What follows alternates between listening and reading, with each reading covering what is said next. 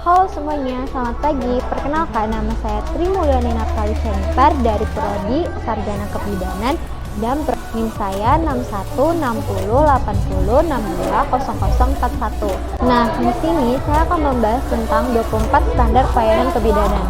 Nah, standar pelayanan kebidanan terbagi menjadi 5 bagian. Yang pertama, standar pelayanan umum terbagi menjadi 2 standar. Yang kedua, standar pelayanan antenatal terbagi menjadi 6 standar. Yang ketiga, standar pelayanan persalinan terbagi menjadi 4 standar. Yang keempat, standar pelayanan nifas terbagi menjadi 3 standar. Yang terakhir, standar penanganan kegawat daruratan obstetri neonatal terbagi menjadi 9 standar. Apa sih standar itu? Nah, standar adalah ukuran atau parameter yang digunakan sebagai dasar untuk menilai tingkat kualitas yang telah disepakati dan mampu dicapai dengan ukuran yang telah ditetapkan. Nah, saya akan menjelaskan standar pelayanan umum. Yang pertama, saya akan membahas tentang standar pelayanan umum yang terbagi menjadi 2 standar. Yang pertama, persiapan untuk kehidupan keluarga sehat. Nah, tugas bidan di sini memberikan penyuluhan dan nasihat kepada keluarga dan masyarakat terhadap segala hal yang berkaitan dengan kehamilan, termasuk penyuluhan kesehatan umum.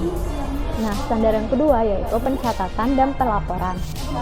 Tugas bidan di sini melakukan pencatatan dan pelaporan semua kegiatan yang dilakukannya, seperti registrasi semua ibu hamil di wilayah kerja, rincian pelayanan yang diberikan kepada ibu hamil, ibu bersalin, nifas, dan bayi baru lahir, semua kunjungan rumah, dan penyuluhan kepada masyarakat. Kedua, saya akan membahas tentang standar pelayanan antenatal yang terbagi menjadi 6 standar. Yang pertama, identifikasi ibu hamil. Nah, tugas bidan di sini melakukan kunjungan rumah dan berinteraksi dengan masyarakat secara berkala untuk memberikan penyuluhan dan motivasi ibu, suami, dan anggota keluarga agar mendorong ibu untuk memeriksakan kehamilannya sejak dini secara teratur. Nah, agar terjaminnya kesehatan ibu dan bayinya. Nah, standar yang kedua yaitu pemeriksaan dan pemantauan antenatal. Bidan hendaknya paling sedikit memberikan 4 kali pelayanan antenatal atau pemeriksaan itu meliputi anamnesis dan pemantauan ibu dan janin dengan seksama untuk menilai apakah perkembangan itu berlangsung secara normal. Yang ketiga yaitu palmasi abdominal. Nah, di sini bidan harus melakukan pemeriksaan abdomen secara seksama dan melakukan palmasi untuk memperkirakan usia kehamilan bila umur kehamilan mulai bertambah, memeriksa posisi bagian terendah masuknya kepala janin ke dalam rongga panggul untuk mencari kelainan dan merujuk pada tepat waktu. Nah, standar yang keempat yaitu pengelolaan anemia pada kehamilan. Nah, di sini bidan melakukan tindakan pencegahan anemia, penemuan, penanganan, dan rujukan semua kasus anemia pada kehamilan.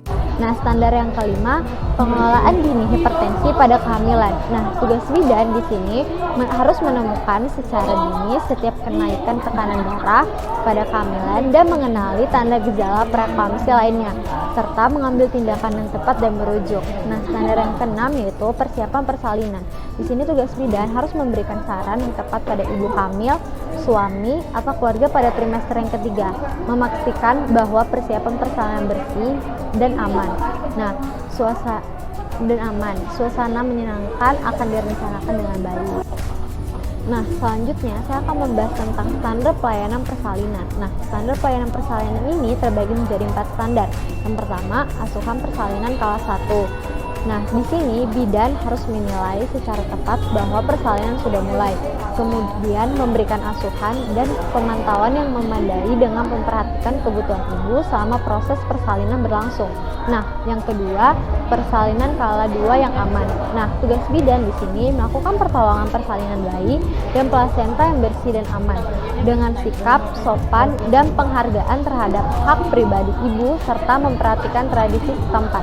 Di samping itu, ibu diizinkan memilih siapa yang akan mendampingi saat persalinan nanti. Nah, yang ketiga yaitu penata laksanaan aktif persalinan kala 3. Nah, di sini bidan melakukan penata laksanaan aktif persalinan kala 3 untuk membantu pengeluaran plasenta dan selaput ketuban secara lengkap untuk mengurangi kejadian pendarahan pasca persalinan kala 3. Nah, yang keempat yaitu penanganan kala 2 dengan gawat janin melalui episiotomi. Nah, di sini bidan mengenali secara tepat tanda-tanda gawat janin pada kala 2 dan segera melakukan episiotomi dengan aman untuk memperlancar persalinan, diikuti dengan penjahitan perineum.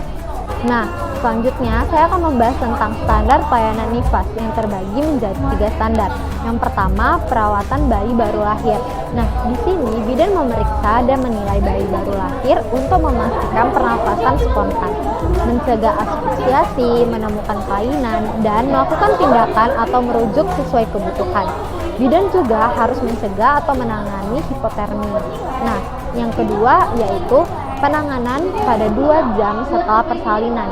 Nah, di sini bidan melakukan pemantauan ibu dan bayi terhadap terjadinya komplikasi paling sedikit 2 jam setelah masa persalinan. Yang ketiga yaitu pelayanan bagi ibu dan bayi selama masa nifas. Nah, tugas bidan di sini melakukan pelayanan selama masa nifas di puskesmas dan di rumah sakit atau melakukan kunjungan ke rumah pada hari ketiga, minggu kedua, dan minggu ke-6 setelah persalinan untuk membantu proses penata laksanaan atau rujukan komplikasi yang mungkin terjadi pada masa nifas. Nah, yang terakhir saya akan membahas tentang penanganan kegawat daruratan obstetri neonatal yang terbagi menjadi 9 standar.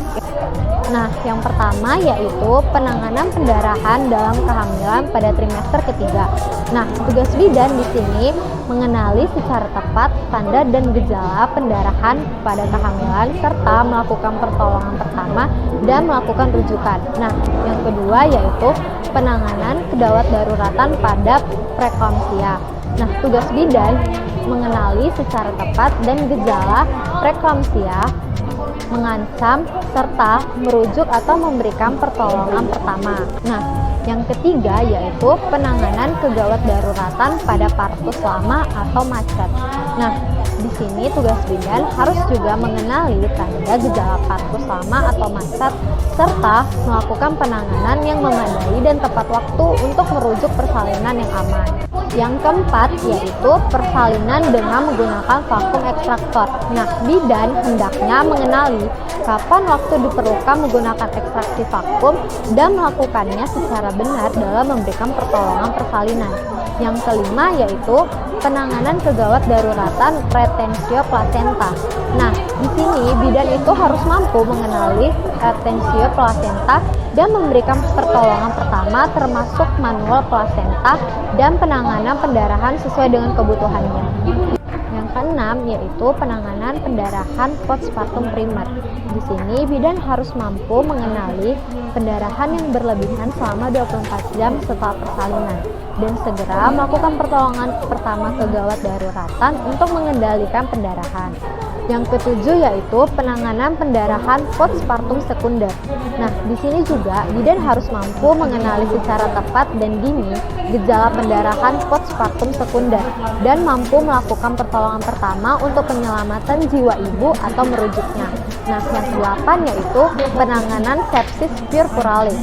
Di sini juga bidan mampu mengenali secara tepat tanda dan gejala sepsis puerperalis dan melakukan perawatan dengan merujuknya. Yang ke-9 yaitu penanganan asfiksiasi neonatorum. Di sini bidan juga harus mengenali secara tepat bayi baru lahir dengan asfiksiasi serta melakukan tindakan secepatnya memulai resusitasi, mengusahakan bantuan medis, merujuk bayi baru lahir dengan tepat dan memberi perawatan lanjutan yang tepat. Nah, sekian dari saya. Maaf jika ada salah kata dan semoga apa yang saya sampaikan dapat bermanfaat bagi semuanya. Terima kasih.